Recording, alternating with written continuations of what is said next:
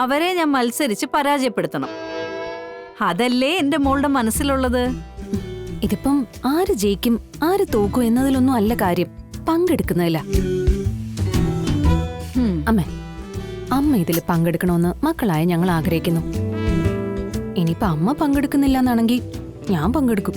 നീയോ? ആ, എന്താ എനിക്ക് മത്സരത്തിൽ പങ്കെടുക്കാൻ പറ്റില്ലേ?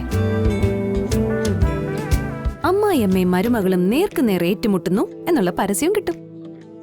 എന്റെ മോളെ ഇത്രയും വാശി പാടില്ല കേട്ടോ. അവര് മത്സരിക്കോ ജയിക്കോ എന്താന്ന് വെച്ചാ ചെയ്യട്ടെ, നമ്മള് കാഴ്ചക്കാരായിട്ട് നിന്നാ പോരെ. എനിക്കങ്ങ് വയ്യ. അമ്മേ പറ്റില്ല. എടി, അമ്മ പങ്കെടുക്കുക തന്നെ വേണം.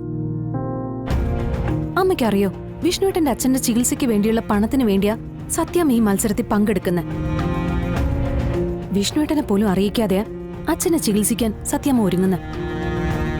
അവർക്ക് ഒരു വാക്ക് എന്നോടോ വിഷ്ണുവേട്ടനോടോ പറഞ്ഞാൽ എന്താ? അവരുടെ മകനും മരുമോളും അല്ലേ. വിഷ്ണുവേട്ടന്റെ അച്ഛനെന്ന് പറഞ്ഞാൽ എനിക്ക് എന്റെ അച്ഛനെ പോലെ തന്നെയല്ലേ അമ്മേ. അച്ഛന്റെ കാര്യത്തിനാവുമ്പോ എനിക്ക് എന്റെ അച്ഛനേക്കാൾ ഇഷ്ടവും കരുതലും ഒക്കെ കൂടും. കാരണം അച്ഛൻ എന്നോട് അങ്ങനെയാ പെരുമാറുന്നത്. മോളെ നിന്നെ തികച്ചു വിളിക്കില്ല. ആ അച്ഛന്റെ ചികിത്സയ്ക്ക് എന്നോട് പണം ചോദിക്കുന്നതിലോ നമ്മൾ പണം ചെലവാക്കുന്നതിലോ എന്താ അമ്മേ തെറ്റ്? സത്യാമ്മയ്ക്ക് അതിന് എന്താ കുഴപ്പം? അപ്പൊ ഈഗോ, ഒരാളെ അറിയിക്കാതെ ഇത് നടത്തി കാണിക്കണമെന്നുള്ള വാശി, തന്റെ ഇടം. അങ്ങനെ ഇപ്പൊ കാശുണ്ടാക്കി അച്ഛനെ സത്യാമ്മ ചികിത്സിക്കണ്ട. അച്ഛനെ ചികിത്സിക്കുന്ന കാര്യം ഞങ്ങള് മക്കള് നോക്കിക്കോളാം. അവരങ്ങനെ ജയിക്കണ്ട. അമ്മ പങ്കെടുത്താൽ അവര് ജയിക്കില്ല, എനിക്ക് ഉറപ്പുണ്ട്. എന്റെ ശാലിനി, നിനക്ക് ഇങ്ങനെയൊക്കെ എങ്ങനെ പറയാൻ തോന്നുന്നു? പറയുന്നാണോ? അവരെന്നെ കൊണ്ട് പറയിക്കുന്നതല്ലേ അമ്മ. അവരിത്രയൊക്കെ അനുഭവിച്ചു, എന്നിട്ട് അവർക്ക് വല്ല കുലുക്കം ഉണ്ടോ നോക്കിയേ. പലഹാരം കൊണ്ടു നടന്ന് വിൽക്കുന്ന ജോലി വരെ സത്യാമ്മ ചെയ്യാ. എന്തിനാ? മറ്റുള്ളവരെ തോൽപ്പിക്കാൻ. വിഷ്ണുവേട്ടനല്ല അവിടെ ചെലവിന് കൊടുക്കുന്നത്, അവര് പണിയെടുത്തിട്ടാ അവിടുത്തെ കാര്യങ്ങളൊക്കെ നടക്കുന്നതെന്ന് മറ്റുള്ളവരെ ബോധ്യപ്പെടുത്താൻ. എന്റെ പൊന്നുമോളെ, അത് അവരങ്ങനെ കഴിഞ്ഞു വന്നൊരു സ്ത്രീയാ. പഞ്ചായത്തിന്റെ സഭ വരെ കൂടിയിരുന്നതും നിയന്ത്രിച്ചിരുന്നതും സത്യാമ്മയല്ലേ. അങ്ങനെ ഒരാൾക്ക് എല്ലാവരെയും നിയന്ത്രിച്ച് ഭരിച്ചു വന്നിരുന്ന സത്യാമ്മയ്ക്ക് ഇതുപോലൊരു ഇടിവ് ജീവിതത്തിൽ ഉണ്ടാവുമ്പോ അവര് ശക്തമായി പ്രതികരിക്കും.